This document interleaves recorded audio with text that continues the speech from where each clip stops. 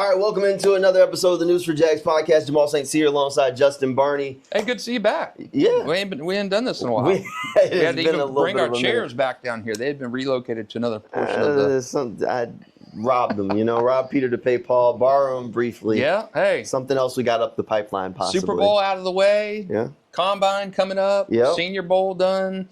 We got a bunch of local guys headed to the NFL Combine. So a lot of stuff going on. Trades from ESPN getting thrown out there right and left. So a lot of Jaguars news to cover. Yeah, look, the offseason's busy, and Jaguars do have a lot of work to do. Mm-hmm. I mean, they're over the cap as of us recording this right now.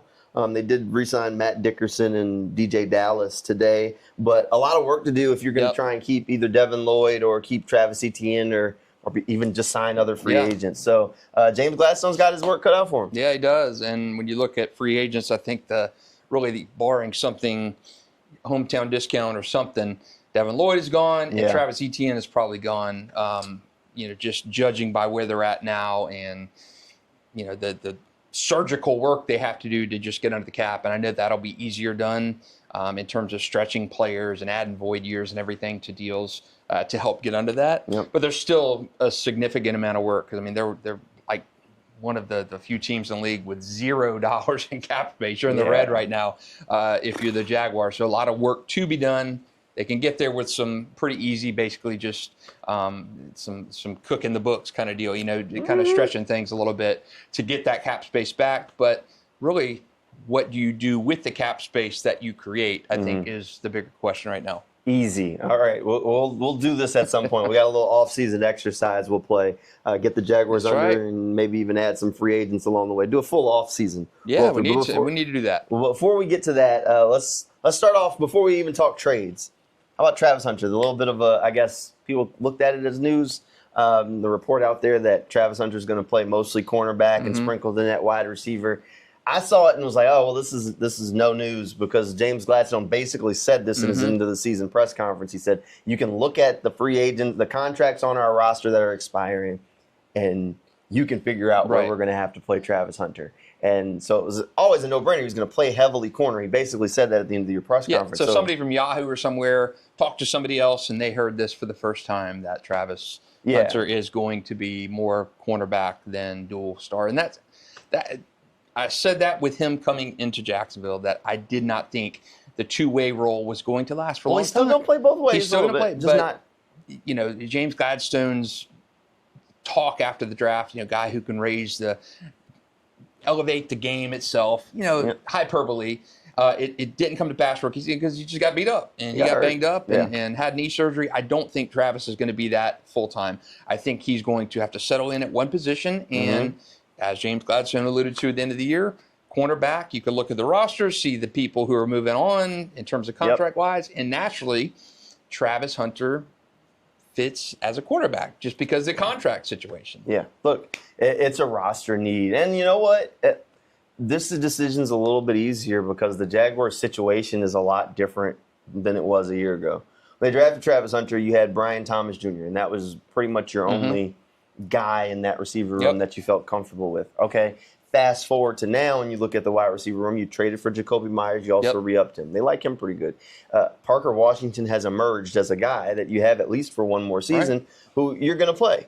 Okay, and then you also still have Brian Thomas Jr. So those are your three. You can still sprinkle in Travis Hunter as your wide receiver 4, but the need isn't as glaring as it was a year ago. Right. At corner, on the other hand, you got Travis Hunter and Jordan Lewis. Well, Jordan Lewis coming off of an injury. Jarian Jones, who finished the season strong but was benched early in the season. Okay, so you got Jarian, you got Jordan, but you're losing Greg Newsome and Buster, who are starting at corner for most of the year. So, I mean, corner's a no-brainer. You have to have it, and you're still trying to figure out, okay, can I re-up Buster? Can I re-up Newsome? Can I find another starting corner in the draft or free agency?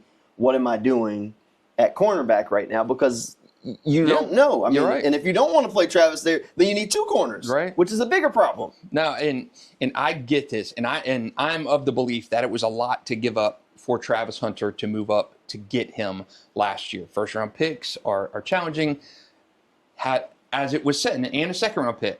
as it was said, Jacksonville first-round pick they gave up this year turned it out to be in the mid-20s, so not as bad. Yeah. But anytime you are trading away a future first-round pick and a second-round pick last year, you're going to need that person to be an impact starter. And Travis, as a rookie, to me, wasn't that through 7 or 8 games. Sure. He was a developing player, an ascending player, but he wasn't that guy who came into the league and like Carson Schwessinger, the guys like that who came in and had an unbelievable impact in year one. Well, and it was a lot to give up for it. Now, that being said, I've seen all this talk on social media, a lot from Browns fans. Oh, worst trade in NFL history, blah, blah, blah. Too much to give up for a cornerback. Now, if that cornerback, if Travis Hunter turns out to be a Derek Stingley, if he turns out to be a Sauce Gardner, if he turns out to be one of these other young guys who comes into the league and locks down one corner of the field for 5 to 7 years and is an all-pro at cornerback, that's a lot to ask for Travis Hunter. But if he is that guy, if he turns into an all-pro or Pro Bowl corner, a shutdown corner, that was not a lot to give up because that locks down. Remember how Jalen Ramsey, I mean, you talk about these corners who just completely shut down that side of the field. When I think of guys like that, Pat Surtain, Defensive Player of the Year last year, Sauce Gardner, I mean, guys like Jalen Ramsey, if you get a guy like that who can completely blanket one side of the field, if Travis Hunter develops into that, that trade was a home run. I don't think anybody would say, that's way too much to give up for that. Well, yeah, look, if you got, let's say you had Jalen Ramsey who also catches 5 or 6 touchdowns over the course of a season. What did Sauce Gardner go for in that trade to the Colts? A couple of firsts. 2 firsts. I mean, that's what you traded Jalen Ramsey for. But again, and even still, sprinkle in, let's say you got Sauce Gardner, who then catches 4 touchdowns and converts a handful of third downs on the other side of the ball over the course of the year. Right. Would you say that was worth it? No, I think. You say no? No, I think that was worth it. I think the worst trade in NFL history, too much to give up for a cornerback, I think that is. And I was not a fan of the Travis Hunter trade at the time because it was still a lot to give up. Yeah. That being said, when you're looking at him potentially shifting to one primary position in the NFL, and let's say he plays 80% of his snaps one year at corner, another 20 at receiver, gives you 300, 400 yards receiving, couple tutties, I think that's a fine trade. So, I think it's a fine trade. And here's the other thing. If you look at this year's rookie class, I thought from the moment, I think we talked about this, that this was a bet that James Gladstone said, I'm going to be able to find those guys, the guys that he made honestly, he made a career out of finding with the Rams, those depth guys, the LaQuint Allens, the Rayon Lanes, those Gay 3 guys that are not just going to make the roster, but are going to be able to play a role for you on the roster. Right. I thought that was him betting on that because that's what the Rams did. Ship off your first-round picks and go get guys that I'm sure are going to turn out to be something. And look, I mean, the Browns found a defensive rookie of the year in the second round this year. In the second round. And again, you can do that. I mean, offensive rookie of the year, second round as well, right? No, Tet, right? Oh, Tet was it. Okay. Yeah. For some reason, I thought Tyler Shaw. If the Jaguars were gonna win or gonna stay in the first round, the only player that legitimately made a huge impact in the realm of guys we talked about was Tet. Yeah. If they took Tet at 5, stayed at 5, then this is a slightly different conversation because Tet had a fantastic year. Mason Graham was whatever. Yeah. Okay. Will Campbell, whatever. Mimbu was whatever. I mean, just about all the guys. Kelvin Banks was really good for New Orleans. Okay. But Jags fans hated that idea. And so was Tyler at quarterback. Tyler, second round pick. I mean, he was in the rookie of the year conversation. I know you're a Saints guy, and he's an ant guy to you. But I mean, for Saints fans and the league as a whole, Tyler's could be their guy. He could be, and they're going to roll with him next year. But the point is, like, all the players that were in that range of the draft where the Jaguars were going were kind of Yeah. You went and got Travis Hunter, who we at least saw the flash of, like, oh, the ascension's there, and then he gets hurt, which is like taking away the toy. So there's still hope. But for some of these other guys, you're like, he might have played the whole season, and you're like, I mean, Will Campbell had his worst game on the biggest stage. Yeah. I mean, not close to. I mean, it was bad. Yeah, those short arms. So you're in a tough spot with some of that. It wasn't a great draft for it. The Jaguars, and one of these trade proposals that we'll talk about in a second, maybe the Jaguars find a way to get back into the first round. They could. And when, in the grand scheme of things, as we sit here today in mid-February and talk about it, it was a lot to give up for the Jags. But to me,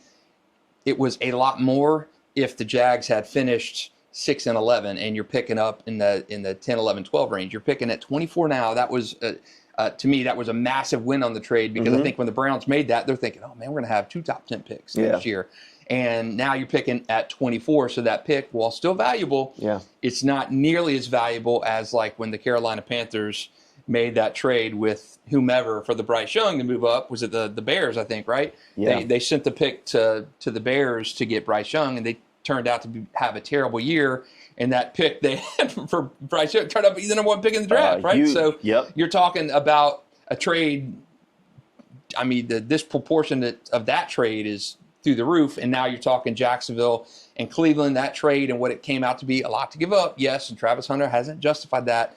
But I do think the ascent for Travis Hunter, then picking at 24, I think it's not as bad of a trade if Travis turns out to be a Pro Bowl corner like we think he could. And here's the thing. Going in, and I know that it was a big split in draft time of where he should play and what he was a better player at. I thought and even watching him at training camp, he looks just really natural at corner. He looks really good at corner. At receiver, I think he's a really good athlete who has phenomenal ball skills, which is part of what makes him so fantastic at corner. He's a guy that you don't want to throw the ball near. I mean, 2 of the best catches all year for Jacksonville came via Travis Hunter. I mean, the catch in the Chiefs game was, otherworldly. Great catch against the Rams, touchdown against the Rams. But so he's got the skills. Once upon a time, and this was a couple years back, there was a coach that mentioned something to me. We were talking about types of corners, and there were guys that you were okay if you got them one-on-one, you were fine with taking that chance because, and I mean, I'll throw the shade his way, but a guy like Tyson Campbell, he wasn't going to get interceptions. He was all right, if you throw it his way, worst case scenario, it's incomplete. He wasn't playing the ball, but go ahead, take the shot. Travis Hunter's the other guy where if you throw it his way, it's a mistake, and now it's a turnover, and it might go the other way for a touchdown. That's Travis Hunter. What game was it that he made? He made the break on the ball in that 4th down play. And they called it pass interference. Talking about Cincinnati? Cincinnati game. Oh, my gosh. That was such a good play. They'd have won the game. He knocks that down. And that diving PBU, they'd have won the game if they don't call that pass interference. And honestly, it was probably a bad call. So it is what it is, and the Jaguars lived with that. But he's that type of guy where at any given moment, you might think, my guy's got this, and you throw it up, and Travis goes and takes it. He's not the guy you want a 50-50 ball with. So that's the difference between 2 types of corners. There are plenty of corners in the NFL that can have great position, and then they freak out when the ball's in the air. Travis, if he has great position, he's going to get the ball. For it. And we saw that in training camp, too. We saw Travis break on balls, didn't have an interception in the season, but some of the plays he made in training camp, you're thinking, wow, this guy, it's got a natural ability. At cornerback, and I do agree with you, I think he is a natural athlete in the secondary, and I think he is an exceptional athlete playing receiver. And he can make those wow plays. I mean, he was consistent. He didn't drop passes at receiver, which is more than be said about Brian Thomas Jr. I mean, Travis was a guy, as a rookie, learning receiver, and he was their best receiver for a portion of the season when he was in there. So I do agree with the decision to make him primary corner and then let him play at receiver. So now I think they also have a little bit better of a feel of his skill set. I think he's going to have a little bit better feel of the offense. So watching how his usage was early in the season, it reminded me of when the Falcons got Devin Hester and they were just trying to throw it, just put the ball in his hands. He doesn't really know how to be a receiver, and just let him go make a guy miss. Let's get it to him on a little bubble screen, 2 yards from the line of scrimmage, and hope we can make it as much like a kickoff return and let him be an athlete. Hall of Famer. Hey, look, I think Devin Hester was dynamic. I think he was a Hall of Famer. But neither here nor there, that's not who Travis Hunter is or needs to be. As we saw, some of the highlight reel catches, the one against the Chiefs, some of the other plays, they need to let him stretch the field and go be the guy downfield and use his ball skills. I think now they know that. I think you bring him in on those big 3rd downs. You spread the field and you put him out there with Jacoby, with Parker, with Brian. And now, okay, who do you cover? And if he's pulling your 3rd, 4th best cover guy now, advantage offense, right? Right. And I think that's the way to utilize him best. I don't think, and agree with you. I don't think Jacksonville's coaching staff knew how to properly use him this year, and I think that was an issue. Was he going to be? Is it going to be what he was at Colorado? Is he? It's a still developing game plan, and I think there was some, variability with that each week with Liam Cohen saying, "Hey, we want teams to kind of keep guessing at what we're going to do with Travis. What are we going to? Are we going to line him up, and they're going to have to cover him with a linebacker? I mean, what are we going to do each week?" And that was a question that I think the Jaguars, even themselves, were still trying to figure out. But I do like the decision if that ultimately comes to pass, which if you look at their roster and the contracts that are expiring, it makes sense to have Travis Hunter as your CB1. Right. So, I mean, cornerback is going to be a need either way. So they got to figure out some questions in that secondary. But at least the uses of Travis could pop up if there's a trade that pops up. Right. So ESPN did this for what they call it, their trade proposals for the offseason. This is Bill Barnwell. Yep. He does a lot of their stuff. And the Jaguars pop up in it twice. We'll start off with one that doesn't impact the defense or Travis Hunter. Let's start off with Walker Little. So one of the proposed trades that he rolls is the Browns get Walker Little and a 7th-round pick from the Jaguars. The Jags get a 5th-round pick. Yeah, I'd like to see it be higher than a 5th round, but you're talking a guy who has got a healthy contract. Yes. Jacksonville is already in salary cap situation, and you can get rid of a bloated salary. You're going to have don't look at if you don't like wasting money or that upsets you. Don't look at Spot Rack or Over the Cap and see Jacksonville's dead cap, because they are one of the teams in the league that are top 5 in terms of dead cap money. And Walker Little, trade him, cut him, or whatever, you're going to still have a little bit of dead cap from him. Well, and that's cleaning up some stuff. Like, did you want Gabe Davis on another year, right? Did you move on from Tyson? All those deals that people are like, everybody keeps saying, cut Eric Armstead. Okay, there's dead money that goes with that. A lot of it. And especially if you do it before June 1. If you do it after June 1, there's less, but there's still – so they're going to eat up some of this cap as they undo some of those bad moves from the previous regime as you try and clean up stuff and open up spaces and try and make this roster work. So you just have to deal with it. I'd probably ship off Walker Little. Yeah, I mean, look, that's a salary dump trade. Yep. I don't know if it's to Cleveland. I don't know if that's the return that you get, but – if you can clear up, again, they have to clear up some roster space. They already have a ton of draft picks in this year's draft, but again, I look at it as James Gladstone banking on those day 3 guys, banking on, and I keep going back to, he said during his introductory press conference or something like that, he said he went to Shad Khan with a handful of guys that were on his pitch list. Here's the day 3 guys that I think can make this roster better day 1. Bashal Tutin, Jack Kaiser, a couple of other guys. I think Rayon Lane was one of them. Basically ended up being most of the day 3 guys they drafted. Most of them worked out pretty good, I'd say. And you really got a lot of nothing out of your draft class. I mean, your day 3 guys. Your draft class as a whole. Let's look at the draft class as a whole. LaQuint Allen played a role. Okay. Bashal Tutin was your kickoff returner. Had a handful of touchdowns. All right. You got Rayon Lane, who played some special teams. Right. Who else? That's it. That's really it. You really injuries, got Jack Kaiser, nothing. Well, he had the hamstring injury that ended him. McLeod spent the whole year on injury reserve. Ransar hurt his foot in training camp. Milam wasn't healthy till the end of the year. Monheim. He played. He played, but not, again, your draft class as a whole, when you look at 1st round through 7th round, it was a whiff this year. And it's tough to say there was a whiff because there were injuries.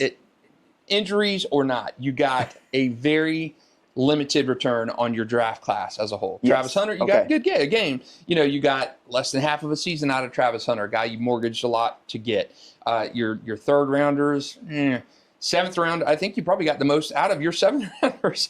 I mean, when you're out, Bashal Tutin actually was probably their best pick in terms of this. Now, just because you got Jack Crap out of a lot of those guys this year due to injuries, you still have them in year 2, and you hope that Kaiser and McLeod and Monheim and Wylam get healthy, Bransaw get healthy. But you really go into 2026, these guys' 2nd year, thinking, man, what do we got out of a lot of these guys? Because we didn't get a lot of production from top to bottom out of these, whatever the reason, injury or depth chart issues, whatever. I mean, bottom line, you don't know if a lot of these guys can play and cut out in the NFL and are going to be on the 53 2026. You hope that they are. You hope health was the biggest issue, the hang up. Right. But you really don't know. And you got a lot of draft picks in this year's class, too. Yeah, look, a lot of picks that they can make work, and you move on from Walker Little, that opens up another spot on that offensive line that you now have to fill.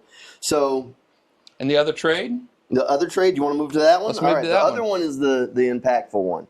So this one, I think we both said go ahead and pull the trigger on Walker. You traded that first round pick from last year. This one sends Brian Thomas Jr. to Buffalo. Okay. So here's the package that Bill Barnwell put together for that one. Hold on, let me get to it. Where is it? So Brian Thomas Jr. Thomas Jr. goes to Buffalo. Gives Josh Allen his number one receiver. So the Jaguars send Buffalo BTJ and a 5th round pick. The Jaguars get Keon Coleman and the Bills' first round pick. So where's that first round pick? Like 27, 26, something like that? You asking me to tell you the first round? All right, so you get a guy who was just basically written out of Buffalo by a general manager saying, we didn't want you on the team, but here we're But, hey, Keon Coleman probably got a little bit of upside, too, being the high draft pick. 26. 26. Okay, so you're getting basically the pick you sent back in the Travis Hunter deal for Brian Thomas Jr., who was an NFL top 100 player going into the season, but completely forgot how to play football for a good portion of the year. Never had that rapport with Trevor. And you wonder if, this Brian Thomas Jr., to me, what we saw from him this year, I personally think he was playing through injuries that not a lot of people knew about. I remember one training camp practice, he went down hard. Yes, he did. And walked off the field, and everybody was like, oh, man, BTJ. I don't think he looked right ever since then. Yes. So you have to wonder, with an offseason of healing, does BTJ reclaim what he had as a rookie, or does he have the, baseball, they call it the yips, where you can't throw the catcher can't throw the ball back to the pitcher, the second baseman can't throw the ball to the first baseman. Do you have that as a receiver in the NFL where you're short arm in plays and you're not making a play? Is this something that can be corrected? Was it an injury truly that led to his regression, or is it something worse for BTJ that he's never going to get out of? Yeah. I think that's the big question. That's the tough point that you got to figure out is what Brian is. And I liked Keon Coleman coming out of school. I did. I still think that Buffalo hasn't necessarily used him to his strengths, and I think he needs a fresh start. Would he make sense in Jacksonville? I don't know. It's a risk, sure, because is it worth it? That trade? Yeah. Oh, absolutely. I think you give me a first-round pick. The Jaguars have needs that they have to fill. Yep. You get a first-round pick back, and you get a flyer on Keon, and honestly, the risk on Keon is just about as risky as it is on Brian. This to me is basically a first rounder for BTJ. Is what this trade. I don't know. Keon's a reclamation project. The last guy from Buffalo, his receiver, who came here, didn't do out too well. Gabe Davis. He didn't. But here's why you have to look at it as more than that. Because if you trade Brian, you're opening up that wide receiver room to where now you have a need. Because now you're not talking about Travis's wide receiver 4. Yep. You're talking about Travis's wide receiver 3. You only have one good tight end on the roster. So it's not like you can say, oh, they're going to go heavy in the 2 tight end packages, because who's the other tight end? Quentin Morris is a free agent right now. Hey, Johnny Munt, Hunter Long. Both going to be cut. Both of them getting cut. No. Both of them getting cut. When we do our offseason project and look at it, I'm telling you, both of them getting cut. Man, you got to save some money. It's like, all right, what are you going to do? Where are these weapons coming from? So you would still need Keon Coleman would be more than just a flyer. Right. You would be trading for him, basically saying, hey, buddy, you got to at worst be wide receiver 3. You got to play. Or you're saying, I'm going to go draft a guy, too. Are you confident, seeing how Keon has basically been ushered out of Buffalo already, are you confident he could come down here and be that reclamation project where Grant and Liam and Trevor and all the guys could kind of prop him back up? Do you think he could come out and be that wide receiver 3, wide receiver 2? Keon Coleman has no choice but to go be good at football. Yeah. After the way Cam Newton has basically bullied this man into turning his football career around, because if not, he's made you a laughing stock. Yeah. Do your job. He has to go and be good at football at this point. It has to be a revenge tour. Look, I don't know. I think Trevor Lawrence is at best when he has these big go up and get it kind of wide receivers. That is Keon. And that's what Keon is. Keon's a 50-50 ball. If you give me one-on-one, throw me a jump ball, let me go be an athlete and that's get what Buffalo, rebound. coming out of the draft, that's what Buffalo envisioned they were getting. And he just hasn't been that guy to win those jump balls, to go over the middle, to catch. He just hasn't been that. Now, could he be in Jacksonville? I mean, you're coming back to Florida. You played your ball here in college. You're a big body. The pressure wouldn't be on you to come in like it is on BTJ to be that number one guy. You could kind of be a guy in the background like a Zay Jones who came here and reinvented himself and was. He could be Laquan Treadwell. Yeah, could. He could. I mean, look, I don't know what Keon's going to be in the league at this point. I know that if he ever needed any motivation, Cam Newton should have given him every bit of fuel that he ever needed. And your boss gave you motivation. And your boss. So a fresh start's probably needed for him. Can he be wide receiver 3 for the Jaguars behind Jacoby and Parker? Possibly. Is that a huge risk? Absolutely. Because then you're moving Parker up to number 2, and Parker was your 1 at the end of the year. He was. Let's be serious. And Jacoby's great, and you trust Jacoby. Does Parker enter this year as a pseudo poor man's number 1? I don't know. I think last year he caught people by surprise. I think this year it's going to be a little bit more challenging for him. But I love Parker. I think he was beyond the tight end situation. I think he was your most reliable pass catcher until Jacoby came along, and Jacoby provided a little bit more of that. But Parker was dynamite.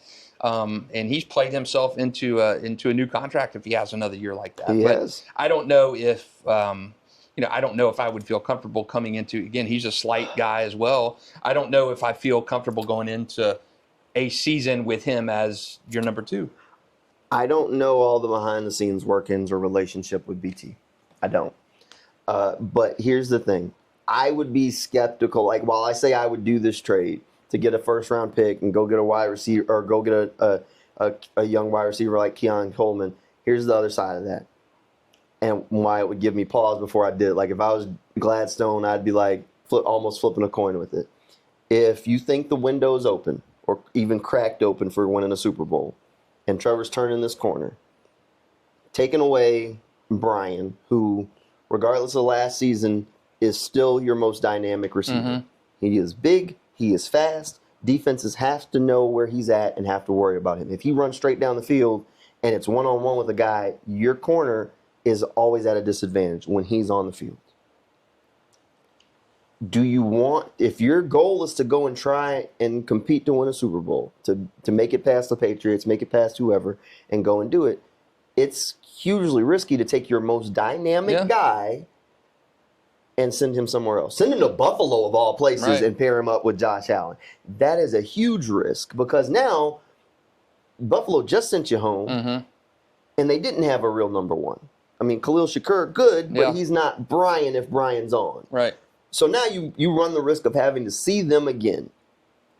Are you willing to run that risk of having to see them again, and you now have to worry about that, and now your offense just got less dynamic? Parker's great. Parker doesn't instill the same fear into a defense that Brian can, just physically. Yeah, you're right. Jacoby is great. He doesn't instill that same fear. Keon Coleman, unless Keon wakes the hell up and turns into what Buffalo thought he was, which I think realistically, I don't think he's going to recoup that magic he had at FSU. Can he be a solid wide receiver 3, useful player in an offense? I think so, but I don't think he's ever going to be that guy again. Yep. And then you can sprinkle in Travis Hunter. Are you willing to take that risk of Josh Allen with the wide receiver 1 that now you have to possibly run into in the playoffs? It's tough. And, the other scenario in terms of dealing off BTJ is, okay, he's going into year 3. Okay, he's had one fantastic year. He had a very, very what in the hell's going on year in year 2 when he was a known quantity, known person in the league, the expectations or whatever. He just didn't have a good sophomore season. No. Okay, now you're going into year 3. BTJ is getting a little more expensive, and you've got really only another season and a half of him being a cost-controlled option. That's true. Now you start that contract clock over with another first-round draft pick, be it receiver, offensive lineman, or whatever. So again, that's something you weigh in as well too with the BTJ trade. He's going into year 3. You don't know what you're going to get. It's a coin flip at this point of what he is on the field. But yeah, to your point, Jacksonville is a far better team offensively with a BTJ, Jacoby, and Parker lineup than it is with a BTJ with a Jacoby, Parker, Keon Coleman lineup for sure. Just with BTJ, I think BTJ was never healthy going into year 2. Yes, and I think his early drops, no matter what he said, I think it had a big time issue with him mentally, where he's playing hurt. And he's not the kind of guy that's going to go and say, hey, I was banged up, my ribs were hurt, my hand, shoulder. I mean, he was hurt coming in out of training camp. No question about that. Well, it came out. The wrist injury eventually pops up, and that became a whole thing between the Jaguars and the NFL. So I don't think he was ever healthy going into the year, and I think when he started dropping passes, not playing healthy, I think it was just a spiral effect, and you had to sit him down and let him heal mentally and also rest up physically. So I do think if he makes it to camp with Jacksonville this year, I think he's going to be better as long as he's healthy. Yeah, look, I don't know. I think it's a tough situation. If we were having this conversation and you added on the layer of, hey, the Jags really liked the wide receiver draft class. Don't know if they do. And we're planning on adding somebody in the first or second round from that wide receiver room, where you could then tell me, okay, it's going to be Parker, Jacoby, and Denzel Boston. And now you look at me and say, we envision Keon Coleman as Tim Patrick. I'm all ears. Okay. You tell me that Keon Coleman just would have to come in and be your wide receiver 5. You want him to give you what Tim Patrick gave you, which was a big body receiver who made the catches when they were there, but was a good run blocker. Yeah, Tim Patrick was solid in his role. Again, which his role was maybe 2 targets a game, but again, he performed when called on. He did. And Tim Patrick was a reliable veteran. He was a big body, good run blocker who ran the right route and made catches. If you tell me that Keon Coleman is essentially your Tim Patrick, so your wide receiver 5, I love that because it's a developmental swing for the fence. You say, all right, if it works out, we got a guy that, could end up in the rotation. If it doesn't work out, at worst, I got a 6'4", 6'5" wide receiver who's going to run block and be reliable hands for me. So instead of having a veteran, Tim Patrick, where he's probably reached the summit of his career, this is what he is. You tell me you got Keon Coleman, who there's at least a swinger's chance that he could be more than that. He could be a starter for you in a year after he gets settled in. That I love. Okay. Now, then there's the conversation of, all right, you're putting a rookie in there. Do you really know what you're getting from a rookie? You really don't know what you're getting from Parker because it was just 1/2 of a season of real production. Blah, blah, blah, blah. Okay, I'm Joe Brady. I'm calling. I can't remember the Buffalo GM's name. It's not Brandon Beane, is it? That sounds right. For some reason, I thought they had changed GMs. Anyway, okay, so I'm Brandon Beane. I'm on the phone with speaker with Joe Brady and Liam Cohen and James Gladstone. Hey, guys, this is what I'm going to offer you right now. Best deal. It's BTJ and a 6th-round pick for Keon Coleman and our 1st rounder. You guys got 30 seconds to decide. I got another team I'm talking to. Going to pull the trigger on this, but I'm coming to you guys first because we like BTJ more. You got 45 seconds right now to decide. What's the call, James? Oh man, that's tough. I'd say 40. Yeah, I'd do it. We got a deal, James? Yeah, okay. I'd Turn do in the NFL. Okay. So Jamal, you James Gladstone, Liam Cohen, you're making the call. I'd do BTJ's on his way to Orchard Park. Keon Coleman's back home in the Sunshine State, and you guys are on the clock at 26. Yeah. You like that? You make that deal? I'd make that deal. Like I said, it's tough. I would be more comfortable if I was sending him to the NFC. Yeah, true. Or you don't have to worry about seeing him, but I'd make the deal. You get into the 1st round. Is that your defensive tackle? Is that Caleb Banks? Yeah. I mean, that's what the defense needs. Right. And then maybe at 56, now you're sitting there and you're saying, all right, I'm trying to think of a wide receiver. Maybe Malachi Fields is sitting there on the board, the guy from Notre Dame. And you can swoop him up and say, all right, you come in here and be our wide receiver 3. We really love Parker. We know what we're getting from Jacoby. And we still have Travis Hunter as our safety kind of blanket. All right. Okay, so that trade eventually worked out to basically a Caleb Banks at 26, right? Yeah. Caleb Banks at 26 to fortify the weakest area in the team, which is defensive line. Yep. Receiver in the 2nd round, and you get Keon Coleman.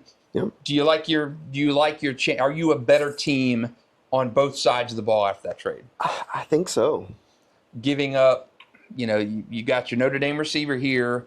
You got Keon Coleman, and are you a better team off? Are you going to be able to stretch the field like you would be able to with BTJ?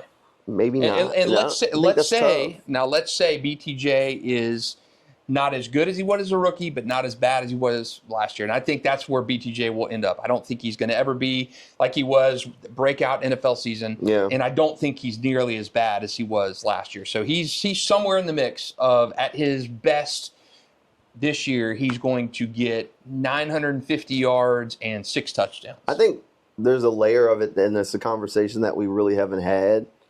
The Cooper Flag conversation, you've been keeping up with that at all? Oh, yeah. So dropping a bunch of buckets on a losing team. Yep. I mean, there's a layer of he's putting up numbers on a losing squad. Yeah. Where defenses play you differently when you're not competitive. Mm-hmm. I don't know if that's the solution. He did most of that work with Mac Jones throwing to him. With Mac. And not Trevor. So I don't know. Yes, I do think that would make you – are you able to stretch the field the same? No. I think it's a huge upgrade on the defensive side of the football. I think it would be a huge bet on Parker because you would need Parker to fill that void. And a huge bet on Keon Coleman, too, who comes to Jacksonville, part of that trade. And a rookie to try and sprinkle it in. But I think there's ways you can piece together that offense to make it where it works. Because, as again, you still do have Travis Hunter that they're going to use. Like, I don't want to throw out a snap count on the offensive side of the football, but it wouldn't shock me if it was 20 snaps a game for him offensively, something like that. Key third downs, big plays that they scheme up, that they look at it as. Yeah, to me, I think a successful year for Travis Hunter, assuming he's in that number 1 cornerback spot, which I think he will be, is 400 yards receiving. You sprinkle him in on third down. You let him go over the middle of the field where he was so effective and so good. I just keep going back to that Chiefs game and that catch he went up high for. You do that, I think that's successful. I think that's you get your shutdown corner, and you get a guy who can pinch hit on when your top 3 receivers are covered. And I think he's dynamic in that role. Yeah, and I think you're right. I think about 400 or 500 yards is really a sweet spot for him in a season. I think that'd be a spectacular year. You sprinkle that in with interceptions and stuff along the way. Then you throw in if Parker can replicate where pick up where he left off. Jacoby can continue to be what Jacoby is. And there's not as much excitement without Brian in the room. But that's where you bring in Keon. Keon's a swing for the fence. What are you going to get? Is he Tim Patrick? Is he more than that? And then you bring in a rookie who has some size, has some speed, that you say, okay, I need you to go and be my outside hitter, take the top off the defense guy. And can he be that plus a little bit more variability to that route tree where he can still go over the middle? Because Liam definitely wants receivers that can do it all. And I think at this point, they figured out that Brian's not the do-it-all kind of guy. He's not the, I'm going to send you over the middle and catch all these passes. No, he's a guy when you say go deep, go deep. Yeah. That's just and there is a home in the NFL for players who can do that. But substantially. It's very likely he ends. I mean, think about Brandon Cooks. Yeah. How many teams does he play for? How many teams has he been traded from? I mean, he's netted team. He's probably been the most acquired player in NFL history in terms of getting back first and second round picks from. It's unbelievable. He's been fantastic, fantastically productive, but he's very much a guy who has a skill set. Yeah. He's going to run straight, take the top off the defense, make the play over the top. You better respect him because if you don't respect his speed, he's going to beat your guy. Right. That's not that unsimilar from what Brian is. Right. Not that unsimilar. So we'll see. Look, overall, this was a long discussion about Brian, but, I mean, if Brian did get moved, that expands the need and probably the role for Travis. You've already moved him, and they're on pick 27 now in the draft. So we got GM Jamal, and we're going to the second round here in a minute. All right, we'll roll out our full offseason put together maybe in another episode of these, but we'll try and get back in the habit. Habit of cranking out our News4JAGs podcast. We appreciate you guys hanging out with us, and we'll see you next time.